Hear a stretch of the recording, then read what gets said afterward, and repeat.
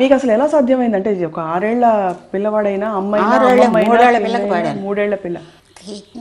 నువ్వెక్కడా రావా ఇక్కడికి, నువ్వెక్కడున్నావో నాకు తెలియదుగా కృష్ణ, నువ్వే నా దగ్గరికి పొరగెత్తుకురావా కృష్ణ, కృష్ణ నువ్వెక్కడా రావా ఇక్కడికి. చిన్నపిల్లలకి పెద్దవాళ్ళకి క్లాసికల్ని క్లాసికల్గా, అటు ఫోక్ సాంగ్ని ఫోక్ సాంగ్గా బాణీలు మార్చి పాడగలిగే ఏకైక గాయని జానకి గారని చెప్పాలి. అది ఉన్నమాట. థ్యాంక్ యూ, మీ అభిప్రాయానికి చాలా థ్యాంక్స్. కానీ మీకు అప్పుడు ఇతర సింగర్స్ నుంచి మీరు అంటే కొంత పాటకు తగ్గట్టు నేను ఎక్స్ప్రెషన్ బాగా ఇచ్చి పాడడం తప్ప.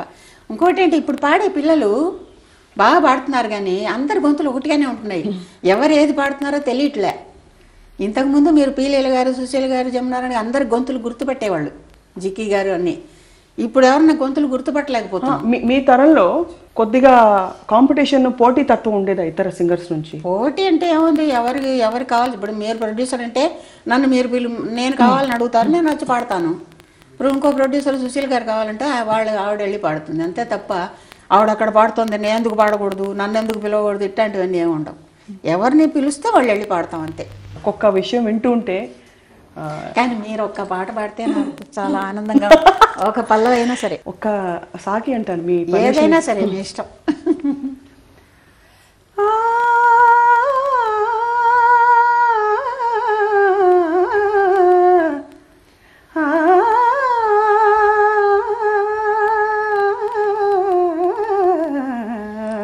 అంతేనా?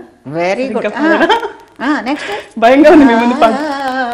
అది చాలా. జానక్ గారు బాగా టాప్కి వెళ్ళిపోతున్న సందర్భంలో అన్ని విధాల మీకు ప్రిఫరెన్స్ వచ్చేది, మ్యూజిక్ డైరెక్టర్స్ ప్రిఫరెన్స్ ఇచ్చేవారు.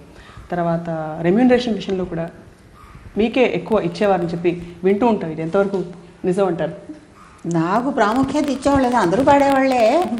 ఇళయరాజా వచ్చిన తర్వాత అన్నకిళి అనే పిక్చర్ నుంచి ఇళయరాజా వచ్చేసాడు. అప్పటి నుంచి 3 వంతుల పాటలు నేనే పాడాను.